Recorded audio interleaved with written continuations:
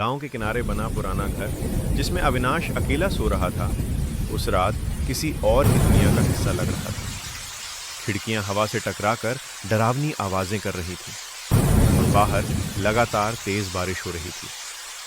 घड़ी रात के 11:20 बजा रहे थे और तभी अचानक बिजली चली गई। कमरा एकदम अंधेरे में डूब गया।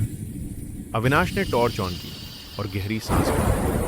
अकेले पुराने घर में रात बिताना आसान नहीं होता, खासकर उस घर में जिसके बारे में कहते थे कि उसमें उसके दादा की आत्मा भटकती है। सारा गांव जानता था कि दादा की मौत एक रहस्यमय तरीके से हुई थी और उनकी आखिरी घड़ी में उनके पास सिर्फ एक चीज थी, वही पुराना रेडियो। और आज वो रेडियो फिर से उसी कमरे के कोने में रखा हुआ था।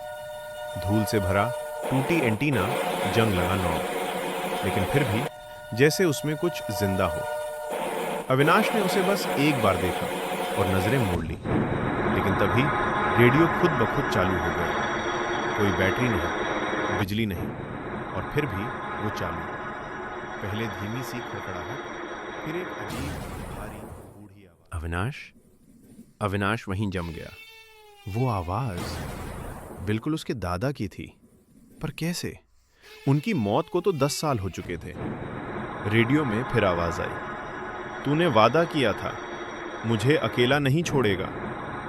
अविनाश कांपते हुए बोला, दादाजी, क्या आप हैं? लेकिन जवाब शब्दों में नहीं, चीखों में मिला।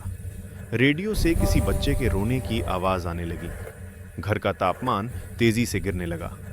कमरा इतना ठंडा हो गया कि उसके मुंह से धुआं सा निकलने लगा।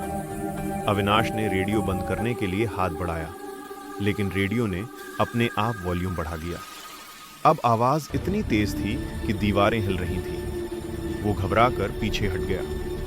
कमरे में एक ठंडी हवा का झोंका आया और उसकी टॉर्च अपने आप बंद हो गई।